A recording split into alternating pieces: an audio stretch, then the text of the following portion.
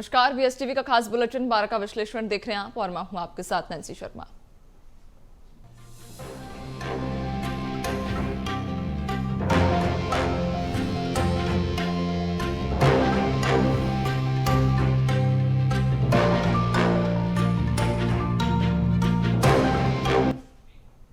और 12 के विश्लेषण में बात करेंगे आज 3 बड़ी खबरों की। सबसे पहले बात करेंगे मध्य प्रदेश की सियासत की, जहां विधानसभा चुनाव के दौरान राम मंदिर की एंट्री हो गई है। जहां एमपी में बीजेपी ने राम मंदिर निर्माण को लेकर होर्डिंग और बैनर लगाए हैं और इसमें पीएम नरेंद्र मोदी के साथ सीएम शिवराज और कई नेताओं की फोटो भी लगी है, जिसको लेकर एमपी में अब सियासत शुरू हो गई। कमलनाथ ने इसे लेकर बीजेपी पर निशाना साधा। तो दूसरी खबर में बात करेंगे पीएम मोदी के दौरे की, जहां आज पीएम मोदी चित्रकूट आएंगे और ये यहां पर करीब 2.25 घंटे तक रहेंगे और स्थानीय कार्यक्रमों में हिस्सा लेंगे। सदगुरु संघ सेवा ट्रस्ट की प्रदर्शनी का उद्घाटन भी करेंगे। तो तीसरी खबर छत्तीसगढ़ से रहेगी, जहां 28 अक्टूबर को बीजेपी के राष्ट्रीय अध्यक्ष जेपी नड्डा छत्तीसगढ़ के दौरे पर आ सकते हैं। आचार संहिता लगने के बाद यह उनका पहला दौरा है, जहां वो चुनाव को लेकर बीजेपी नेताओं की बैठक भी करेंगे और आम सभा को संबोधित भी करेंगे। तो ये 3 बड़ी खबरें जिन पर आज हमारी नजर रहेगी और इन तीनों ही खबरों पर चर्चा करेंगे। पहली खबर, जहां मध्य प्रदेश के चुनाव में अब राम मंदिर की एंट्री हो गई है। आपको बताते चले कि पोस्टर लगाए गए हैं और इन पोस्टरों में पीएम मोदी, सीएम शिवराज सिंह चौहान के साथ में कई बड़े नेताओं के फोटो भी लगाए गए हैं और अब राम मंदिर पर सियासत मध्य प्रदेश में एक बार फिर से तेज हो गई है। दूसरी खबर में बात करेंगे मध्य प्रदेश की ही, जहां पीएम मोदी आज चित्रकूट का दौरा कर रहे हैं। क्या खास उनके इस दौरे में रहेगा, वो जानने की आगे कोशिश करेंगे। और तीसरी खबर, जब जेपी नड्डा मध्य प्रदेश में हुंकार भरेंगे। तो आपको बता दें, जेपी नड्डा आचार संहिता के बाद पहली बार दौरा करेंगे और इस दौरान चुनावी सभाएं, चुनावी रैलियां भी देखी जाएंगी, यानी कि बीजेपी के पक्ष में माहौल बनाने की कोशिश लगातार की जाएगी। तो जेपी नड्डा की हुंकार आखिरकार कितनी असरकार होगी। और बात पहली बड़ी खबर की करेंगे, जहां मध्य प्रदेश चुनाव में अब राम मंदिर की एंट्री हो गई है। बीजेपी ने राम मंदिर के होर्डिंग्स लगाए हैं, भव्य राम मंदिर तैयार फिर भाजपा सरकार।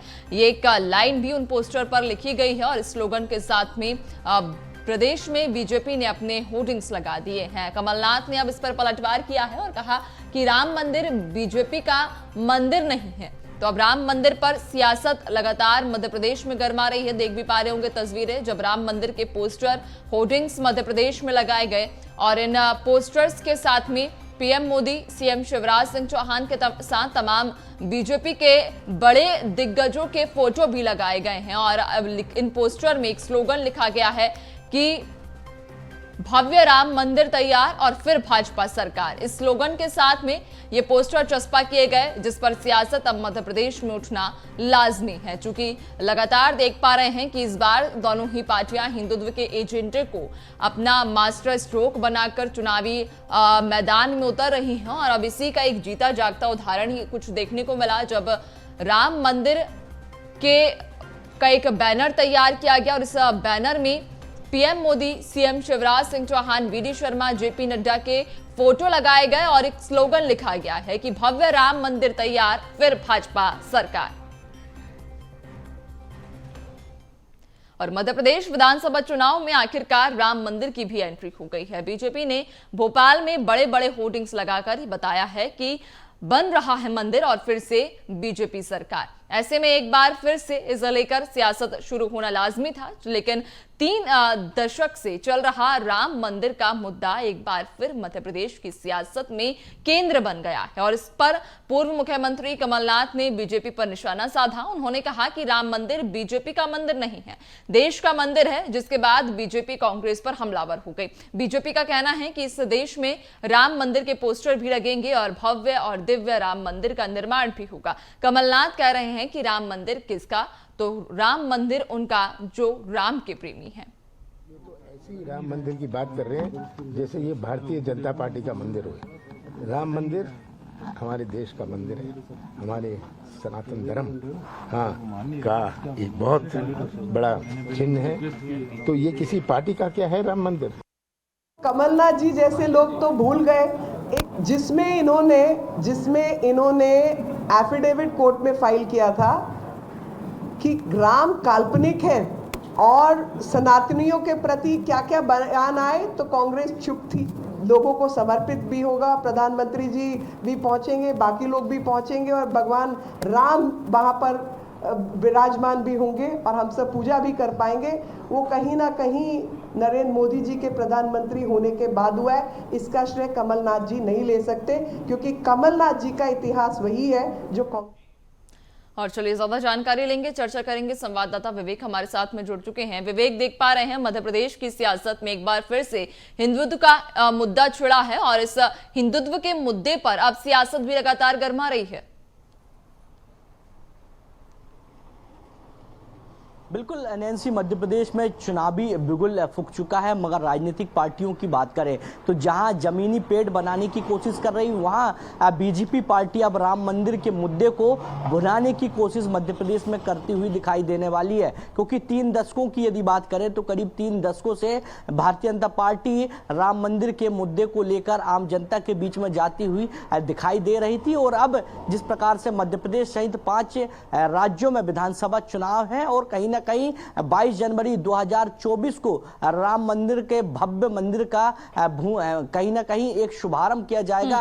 प्रधानमंत्री नरेंद्र मोदी को जो राम मंदिर के जो ट्रस्ट के सदस्य उनके द्वारा न्योता दिया गया। और अब बात करें बीजेपी पार्टी की, तो बीजेपी पार्टी इन तमाम मुद्दों को लेकर अब मध्य प्रदेश की सियासत पर जाती हुई दिखाई देगी, क्योंकि मध्य प्रदेश में तमाम मुद्दे हैं, मगर राम मंदिर के मुद्दे को लेकर अब बीजेपी पार्टी जमीनी स्तर पर जाती हुई दिखाई दे रही है। जिस प्रकार से मध्य प्रदेश की राजधानी भोपाल के तमाम ऐसे इलाके हैं जहां पर बड़े बड़े जो होर्डिंग है, जो फ्लैक्स है, बोर्ड लगाए गए हैं, उसमें साफ तौर पे राम मंदिर निर्माण की बात की गई है और नीचे साफ तौर पे लिखा है कि इस बार भाजपा सरकार, यानी कहीं ना कहीं राम मंदिर का मुद्दा इस बार गरमाता हुआ दिखाई देगा मध्य प्रदेश की सियासत पर। एक बार फिर राम मंदिर की जो एंट्री है वो हो चुकी है और अभी इन तमाम मुद्दों को लेकर भारतीय जनता पार्टी दीपावली के पावन त्यौहार में एक बड़ा कार्यक्रम का आयोजन करने वाली है, जिस पर कहीं ना कहीं मध्य प्रदेश की आम जनता को ये एक संदेश पहुंचाएगी कि कहीं ना कहीं भारतीय जनता पार्टी ने ही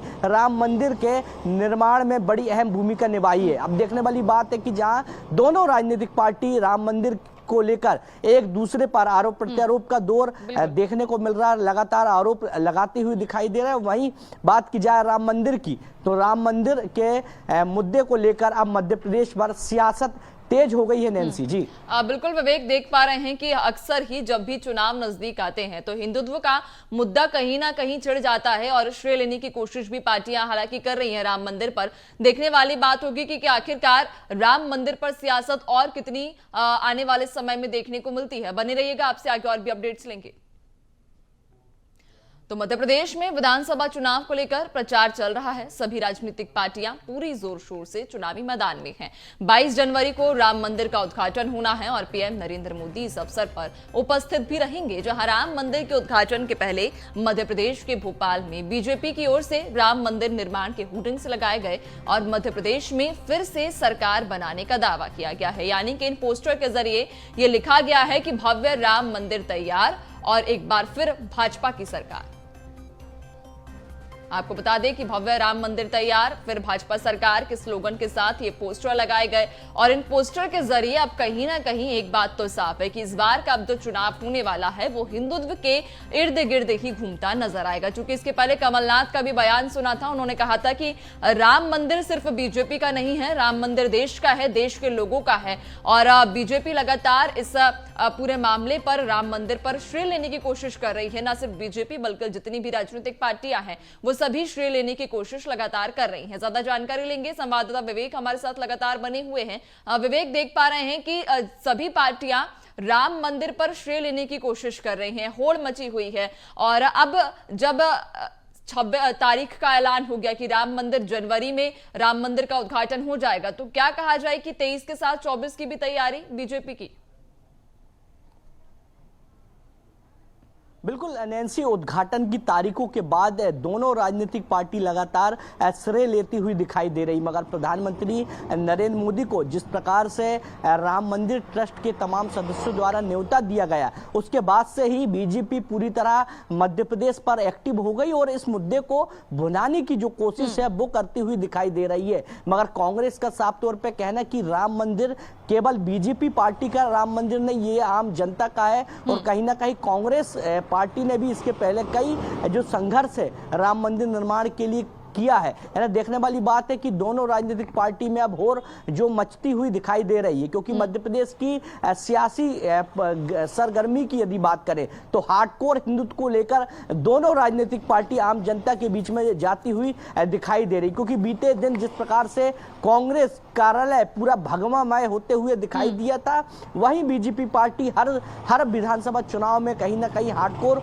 हिंदुत्व के मुद्दे को आम जनता तक पहुंचाती हुई दिखाई देती है। यानी मध्य प्रदेश की सियासत की यदि बात करें नैन्सी, तो कहीं ना कहीं हार्डकोर हिंदुत्व के मुद्दे को लेकर दोनों राजनीतिक पार्टी दिखाई दे रही है और अब राम मंदिर के मुद्दे को लेकर कहीं ना कहीं दोनों राजनीतिक पार्टी सियासत करती हुई दिखाई दे रही है। मगर बीजेपी पार्टी ने साफ कर दिया है कि जिस प्रकार से राम मंदिर का भव्य निर्माण किया गया है, तो कहीं ना कहीं इस बार भाजपा सरकार यानी प्रधानमंत्री नरेंद्र मोदी जिस प्रकार से भव्य राम मंदिर के कार्यक्रम में पहुंचेंगे 22 जनवरी को, क्योंकि न्योता ट्रस्ट के सदस्यों द्वारा दे दिया गया है और कहीं ना कहीं प्रधानमंत्री नरेंद्र मोदी जब इस पूरे कार्यक्रम में पहुंचेंगे, जब तो 24 की तैयारी रहेगी, मगर 23 के साथ 24 की जो तैयारी है बीजेपी पार्टी वो अब देखने को मिल रही है, क्योंकि बीजेपी पार्टी ने साफ कर दिया और हाईकमान के तमाम बड़े नेताओं ने ये साफ कर दिया कि 2023 के विधानसभा चुनाव के साथ 2024 का जो लोकसभा चुनाव है उसकी तैयारी में बीजेपी पार्टी अभी से जुट चुकी है। और राम मंदिर के मुद्दे सही देख पा रहे हैं कि वाकई में यहाँ पर कहीं ना कहीं बीजेपी 2023 के साथ में 24 की तैयारी भी कर रही है और इस बार जब हिंदुत्व का मुद्दा उठा है, इस पर कितनी सियासत आने वाले समय में और देखने को मिलेगी, एक बड़ा सवाल भी बना रहेगा। आप बने रहिएगा, आपसे आगे और भी अपडेट्स लेंगे।